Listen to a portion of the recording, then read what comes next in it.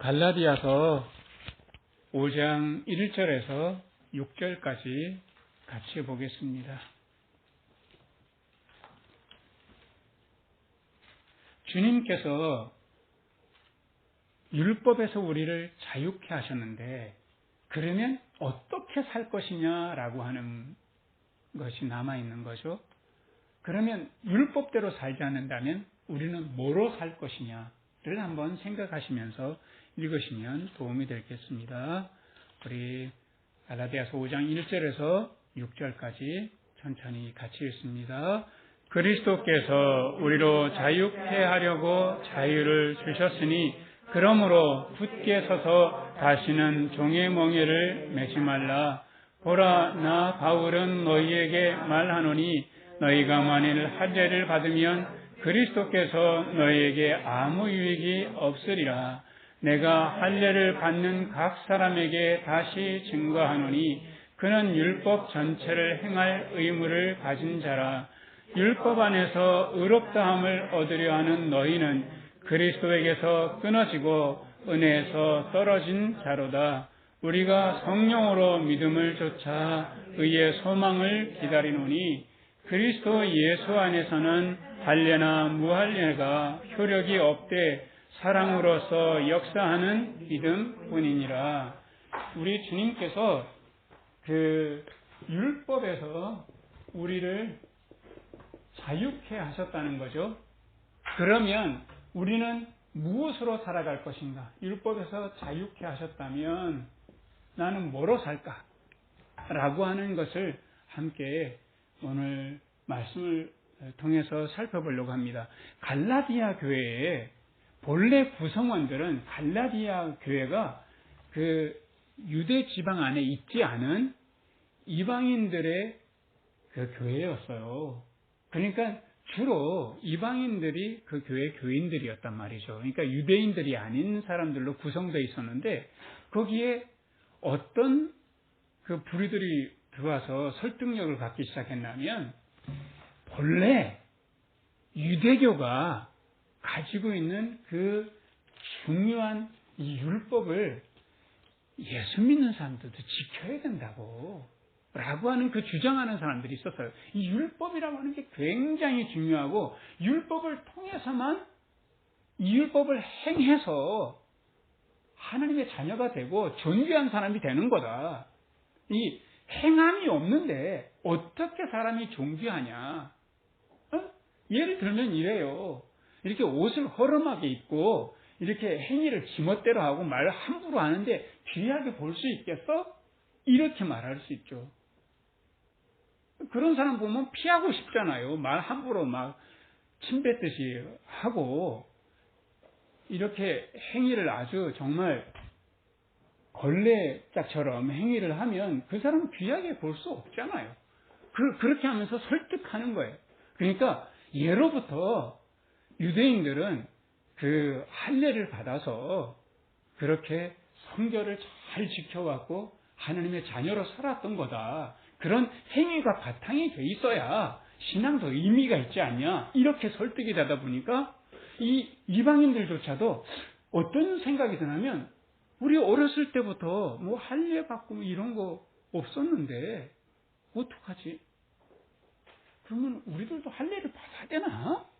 이런 생각이 드는 거예요. 바오님 할례가 뭔지 알겠죠? 여기서 할례라고 하는 거는 그 남자들 무슨 포경수술 말하는 거예요. 그거를 유대인들은 그 난지 7, 8일 만에 했거든요. 그때 하면 이 아이가 거의 보통은 이제 통증이 있게 되는데 그때는 통증이 가장 적을 때라고 인지하기가 가장 적을 때라고 해요. 그래서 성결함의 의미로 이 할례 율법을 따라서 할례를 시켰거든요. 그래서 이 할례를 받아서 이 행위를 통해서 구원 얻는 거야. 하나님 백성들은 이렇게 정결하게 살아야 돼. 이런 의미로 설득력이 있는 거예요. 근데 바울이 볼 때는 우리가 율법을 통해서 행위로 구원받는 것이 아니라 예수님께서 우리를 사랑해 주신 그 사랑, 그 구원하신 그 아름다운 예수님의 그 십자가의 보혈을 통해서 우리가 그것을 믿음으로 구원을 받은 건데, 그러면 행위로 구원받다니 이게 도대체 말이나 되는가 하면서 이 바울과 동역자가 있었는데, 유대인이 아니라 그리스인이 있었어요. 헬라인이 있었어요. 디도라고 하는. 그런데 이 디도와 함께 전도하러 다니면 다들 유대인들이 뭐라고 비난하면, 저렇게 할례도 안 받고서 하나님의 말씀을 전하는 지도자로 세울 수 없지 하고 굉장히 많이 비난을 했단 말이에요. 근데 바울은 그 비난하는 유대 교인들을 눈치를 봐서 억지로 할례를 받기 시키지 않았어요. 그렇게 하면서 1절에 보시면 그리스도께서 우리를 자유케 하시려고 자유를 주셨는데, 그 율법으로 할례를 받는 그 종의 멍에를 매게 할 수 있는가? 종의 멍에를 매지 말라라고 하면서 주님께서 주신 이 자유를 왜 누리지 못하는가? 그것이 이 율법은 아무런 의미가 없다. 율법을 통해서 구원받는 것은 말이 되지 않는다. 라고 하는데, 여러분들 우리 율법 하니까 굉장히 거리가 멀어 보여서 가까이 땡겨서 이야기를 한번 해보겠습니다.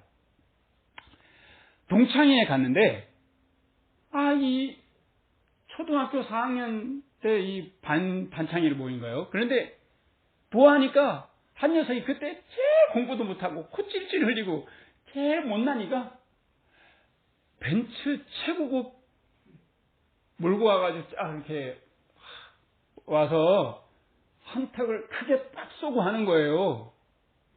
그래서 뒤에서 공부 잘했던 친구 둘이서 수군대는 거야. 저 새끼 저거 되게 코찌질인데, 저거 웬일이야? 그러니까, 쟤네 아버지가 땅 부자 있지 않냐. 땅을 많이 가졌는데 그게 그린벨트로 묶여있다가 갑자기 도시개발에 편입이 된 거야. 그러니 땅값이 천정부지로 올랐지 뭐. 그러니까 듣던 친구가, 그러면 그렇지. 저는 무슨 실력이 있어가지고, 아버지 덕으로 저렇게 됐는데, 근데 꼴 보기 싫다니. 그런데 저놈이 한 끼 샀으니까 그 정도면 기분 좋은 거 아니냐? 그래도 왠지 배 아프네. 이런 이야기를 주고받는 그 속에서 잘 보면 이 배 아픈 사람은 열등감이 있는 거죠.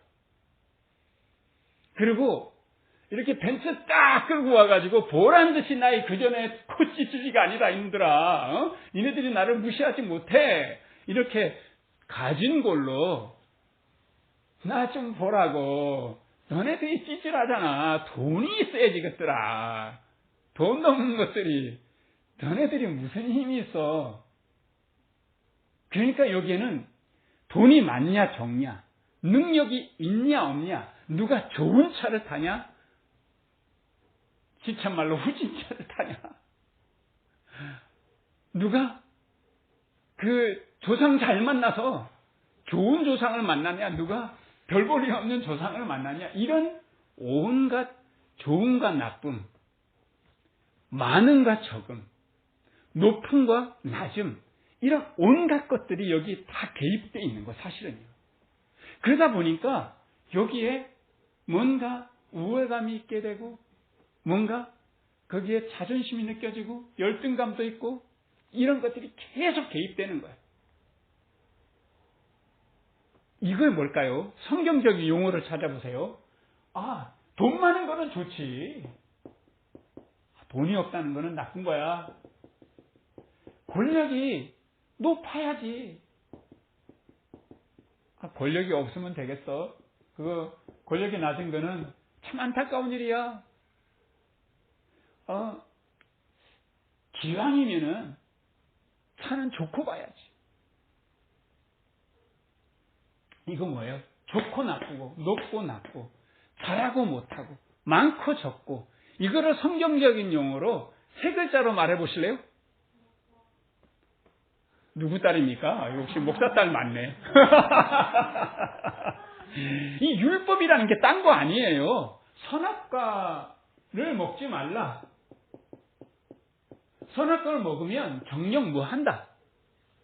죽으리라 라고 했던 이 선악과의 연장선상이 바로 율법이에요. 그런데 그러면 하늘사례님, 성경에 구약의 모든 말씀이 율법인데 무슨 말씀입니까? 율법을 지키라고 성경에 말씀되어 있는데요. 서로 말이 상충이 되지 않나요? 근데 율법의 본래 정신이 뭐냐고요. 본래 율법의 정신은 이렇게 할례를 받아야만 하나님의 백성이 되는 거다. 그래서 할례 받는 그 행위를 통해서 하나님의 백성인 것이 되는, 그래서 행위를 잘해야, 소유를 많이 가져야 존귀한 존재가 된다, 그런 의미가 아니에요. 본래는 너는 본래 사랑의 존재야. 본래 사랑받는 존재인 것을 몸에 흔적으로 남겨놓으라는 거예요. 여러분들 마음속에 나는 본래 사랑받는 사람이야 라고 하는 그런 마음의 흔적을 예수님께서 십자가로 남겨주신 거예요. 말할 수 없는 사랑으로 사랑했어. 여러분들 어쩌녁부터 지금까지 해바라기님의 그 심장은 누가 뜨게 하셨나요? 해바라기님이 이렇게 몰캉몰캉 만져주셨나요? 백합님이 옆에서 이렇게 비웃고 계시는데 백합님의 이 혈액 속에 있는 그 피는 백합님이 밤새도록 펌프질 하셨나요? 아니셨잖아요. 그 바오님의 어쩌네 그 호흡은 바오님이 이렇게 이제는 숨을 들이쉬고 이제 내쉬고 들이쉬고 내쉬고 이렇게 하셨나요? 안 했잖아요.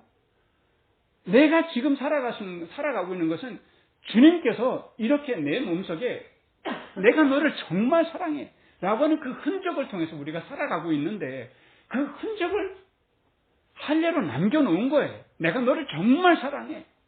그 할례를 보고 주님이 나를 정말 사랑하는구나. 나는 하나님의 백성이구나. 내가 할례를 받아서 하나님의 백성이 된 게 아니라 이미 받고 있는 것을, 하나님의 사랑을 받고 있는 것, 하나님의 귀중한 존재가 된 것을 흔적을 남겨놓으라는 거예요. 그 의미로 할례를 했던 거죠. 근데 그것이 와전된 거예요. 이 행위를 통해서 내가 소유를 많이 하면, 내가 직급이 높으면, 돈이 많으면 내가 존귀한 사람이 되는 것처럼 와전이 된 거죠. 그래서 예수 믿는 사람들도 뭔가 나는 주님 안에서 뭔가 부족해. 하나님 이거 해주시고 저거 해주시고 나는 왜 이렇게 부족한가요? 걔는 저렇게 많이 축복해 주시고 나는 왜 이렇게 찐질하게 살게 하나요? 누구는 부모 잘 만나게 하고 나는 왜 이렇게 부모 못 만나서 이 모양 이 꼴로 살게 하나요? 이거 아직까지 율법 속에 살아가고 있는 거예요. 여전히요. 뭐는 많고 뭐는 적고, 하나님은 딴 사람은 축복을 많이 하는데 왜 나는 축복을 안 주는가? 하나님은 이 선악과 차원에서 보고 있는 거죠. 선악과 율법, 이것과 거의 동일선상에 두 글자, 어떤 단어가 있습니까? 역시 목사 잘 닮네.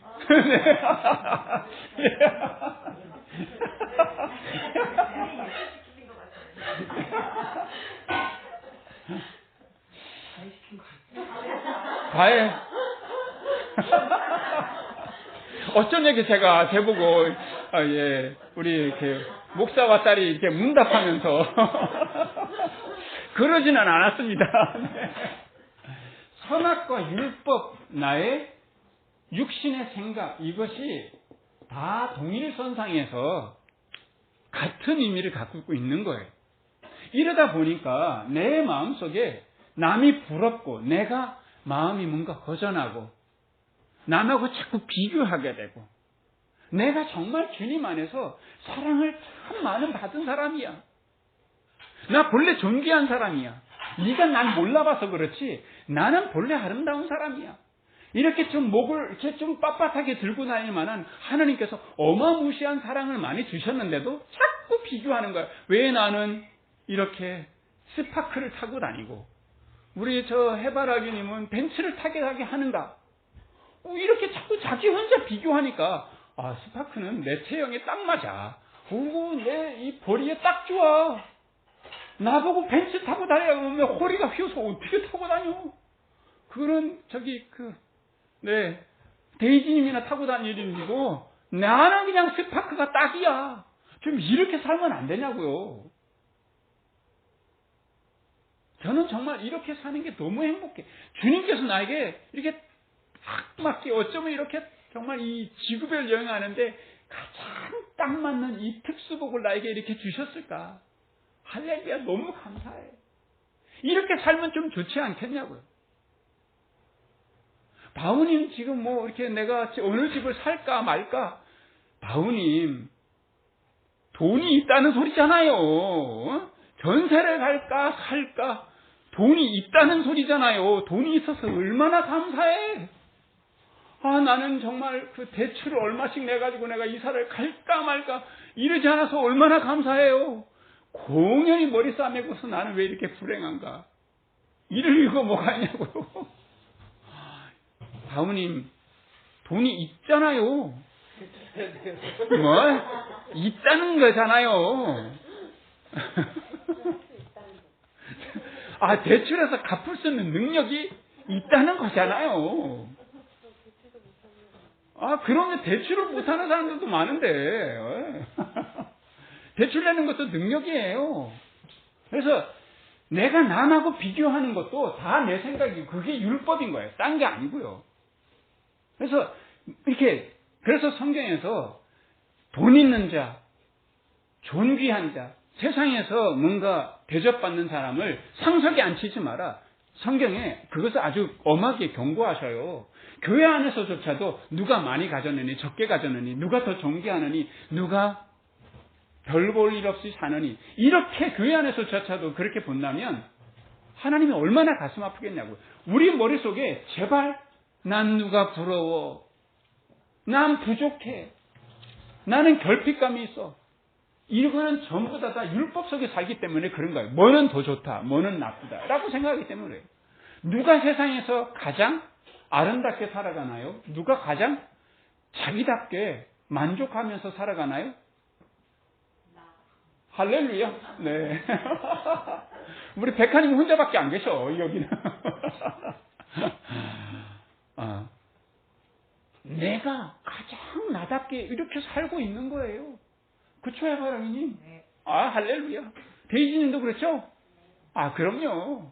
바오님도 그렇죠? 바오님은 마지 못해서 내는 아닌 거죠? 아니, 예하님처럼 이렇게 사랑스러운 아내를 맞이해서 사는 사람을 얼마나 배 아프게 생각하는 그런 율법의 생각에 빠져가지고 사는 사람들도 많은데요.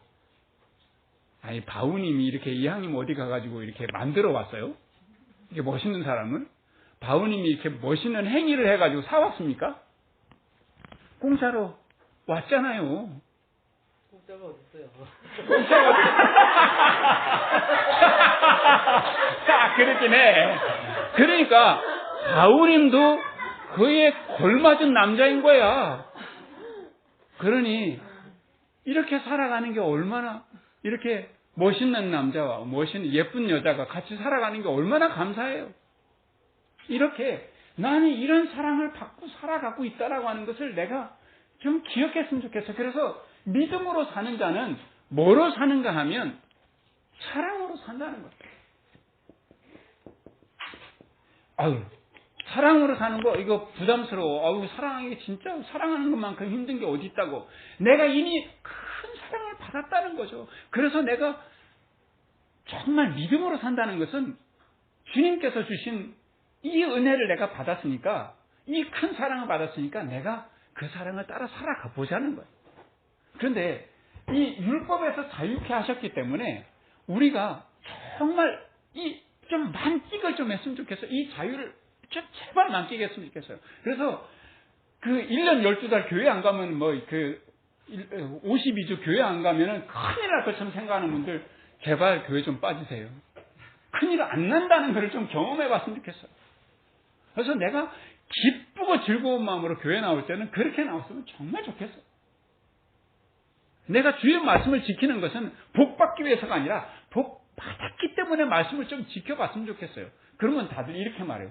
아니, 하늘사람님 그러면 방종하면 어떻게 될 건데요?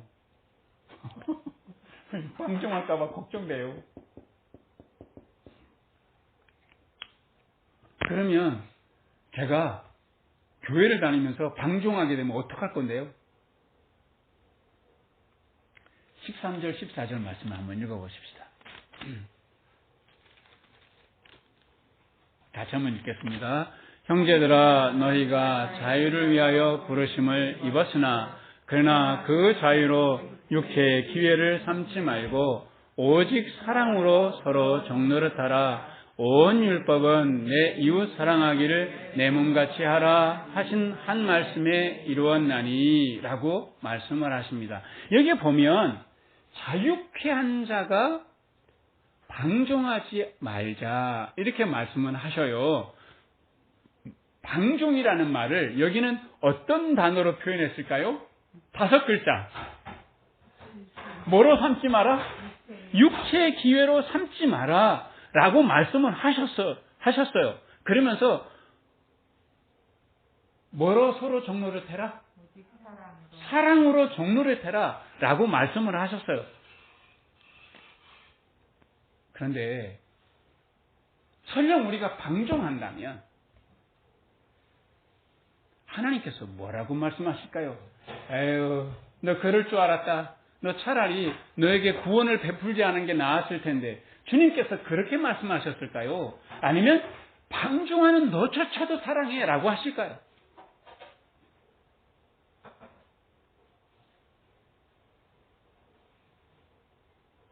주님께서 내가 설령 방종한다 하더라도 그런 나를 사랑하시기를 그치지 않고 결코 사랑을 베푸시는 것을 후회하지 않으신다. 그래서 내가 이렇게 방종을 해도 내가 이렇게 둘째 아들처럼 집 나가서 별짓을 다 해도 아버지가 여전히 나를 기다리시고 나를 여전히 사랑하시는구나. 이거를 좀 깨달아야 내 마음이 이래도 되고 저래도 되고 방종해도 되고 주님 안에서 주님 말씀을 따라도 되고 나에게 이만한 자유를 주셨구나. 어마어마한 자유를 주셨구나. 이 자유로움 속에서 정말 사랑하는 것을 배워가기를 바라는 거죠. 어떤 집안에 큰애가 다운 증후군이에요. 그래서 둘째 애가 항상 엄마 아빠가 큰애를 막 정말 불쌍히 여기고 이렇게 측은히 여기고 많이 사랑하는 걸 보면서 나도 다운 증후군이었으면 좋겠다 라고 생각하는데, 근데 얘는 항상 형하고 등교를 같이 하면서 형 손잡고 가고, 그래서 항상 엄마 아빠가 형 잘 돌봐 이런 말을 귀에 못이 박히게 들었던 거예요. 그리고 급기야는 청소년 돼가지고 가출을 했죠. 엄마 아빠는 형만 사랑해. 난 도대체 뭐야? 하고 정말 바깥에 나가서 막 정말 별짓을 다 하고 다녔는데 어느 날 엄마가 자기를 위해서 써놓은 글을 본 거예요. 둘째야, 형 때문에 네가 너무 손해보는 게 많겠다. 그래서 내가 정말 미안해. 근데 내가 너네 형이 이런 돌봄이 필요해서 내가 그 형을 사랑하는 거지, 내가 너를 무시해서 형만 사랑하는 거 아니야. 엄마 아빠도 그 형을 통해서, 이 큰아들을 통해서 끊임없이 아프고 성장해가고 있는 중이야. 이 형은 엄마 아빠의 몫이야. 내가 너를 정말 사랑해. 어쩌면 너도 형을 통해서 우리처럼 성장해가는 아픔이 있다면 정말 미안하다. 이런 구구절절한 편지를 쏘는 것을 둘째 아이가 보고 엄마가 나를 이렇게 사랑하는구나. 그래서 그 형과 엄마 아빠를 그전에는 의무로 대했는데 그냥 마음으로 대하는 때까지 가는 거죠. 그래서 방종하고 싶으면 한번 해보세요. 그럼에도 불구하고 주님이 뜨겁게 사랑하고 계신다는 것을 경험을 하게 되면, 나애가 이렇게 못났고 내가 이렇게 주님 앞에서 불만도 많고 내가 이렇게 잘 누리지도 못하는데 주님이 이렇게 나를 뜨겁게 사랑하는구나. 이 사랑을 경험하게 되면 의무적으로 사랑하는 사랑이 아니라 감동하여서 사랑하게 되는 거죠. 그래서 누가 부럽지도 않고, 누가 좋아 보이지 않고, 누가 좋은 옷을 입고 좋은 차 타면 잘했어. 너무 그저 옷이 너무 잘 어울린다. 야 너는 수고했으니까 그 차 타고 다닐만해. 이렇게 칭찬해 줄 수 있고, 나는 지금 이대로 너무 충분하다. 나의 있는 모습 그대로 너무 행복하다.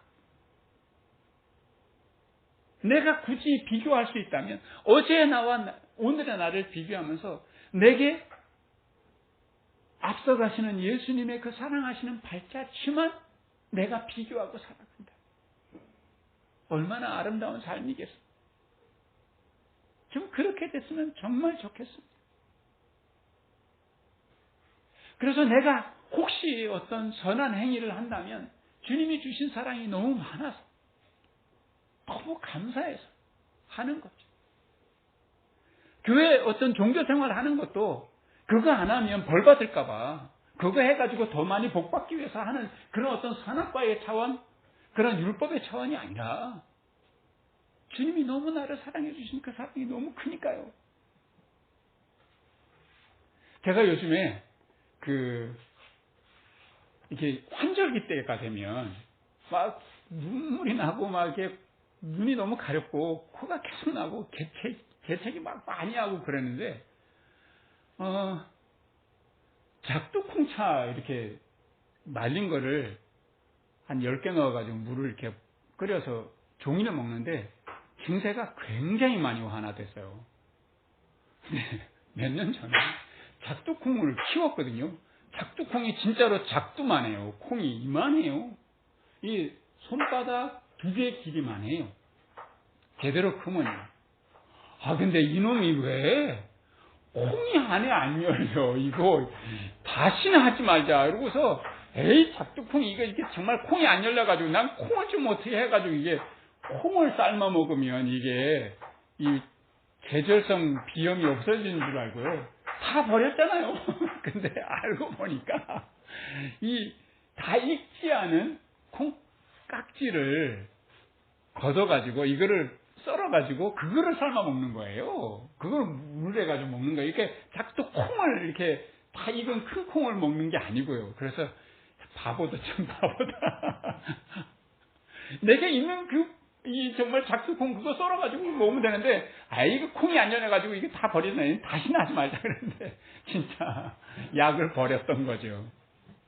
우리 주님께서 나에게 큰 사랑 주시는 것, 남 보면서 비교하지 않고 내게 가장 적절하게 은혜를 주셔서 너무너무 감사하지. 나 이대로 너무 좋아. 아무것도 부럽지 않고 아무것도 더 필요하지 않아. 주님으로 충분합니다. 이대로 좋습니다. 내가 뭔가 조그만 사랑을 한다면 주님의 사랑 때문에 사랑하는 거지요. 하고 이렇게 사랑하면서 살아가면 얼마나 좋을까요? 내게 있는 보화, 이 사랑 잘 누리고 사는 우리 모두가 되시기를 주님의 이름으로 축원합니다. 그 사랑이 너무 커서 그 사랑 때문에 나를 사랑하고 이웃을 사랑하는 우리 모두가 되시기를 주님의 이름으로 축원합니다. 우리 같이 기도하면서 예배를 설교를 마치겠습니다. 주님, 우리 안에 하나님께서 말할 수 없는 사랑을 허락하여 주신 것을 감사합니다. 우리를 자유케 하시려고 죽기까지 사랑해 주신 그 은혜, 우리가 가슴 속에 날마다 보화처럼 잘 누리고 살아가겠습니다. 우리가 행여 잊어먹어서 이 큰 사랑을 받았음에도 불구하고 여전히 옳고 그름 속에서 우월감과 열등감 속에서 살아가지 않도록 늘 깨어있게 해주시고 어느 누구도 부러워하지 않을 수 있는 당당함을 우리에게 허락하여 주신 것을 감사합니다. 결코 우리가 못난 사람이 아니고 비천한 사람이 아니고 주님께서 우리를 사랑해 주실 만큼 존귀한 자인 것을 우리가 잊지 않게 주여 도와주시기를 원합니다. 그 사랑이 감사해서 그 그 사랑에 감격하여서 나를 사랑하고 이웃을 사랑하며 살아가는 아름다운 삶이 될 수 있도록 우리의 삶을 붙잡아 주시옵소서. 예수 그리스도 이름으로 기도합니다. 아멘.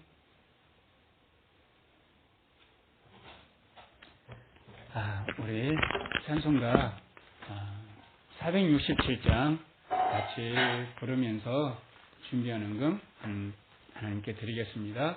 2절 할 때 넘겨주세요. 찬송가 467장입니다.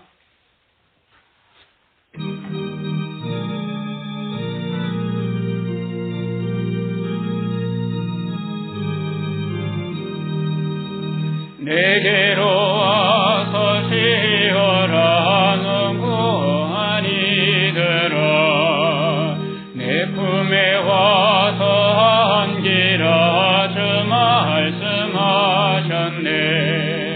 고나고 슬픈 죄인이 주 앞에 나오는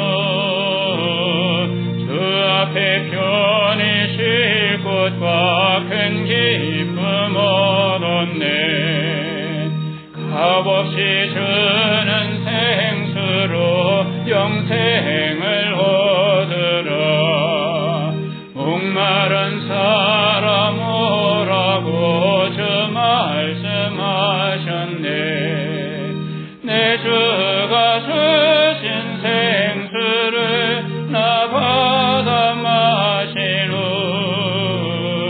내 영혼 소생하였고 주 함께 살겠네 내가 곧 세상 빛이니 날 바라보아라 광명한 아침 오리라 주 말씀하셨네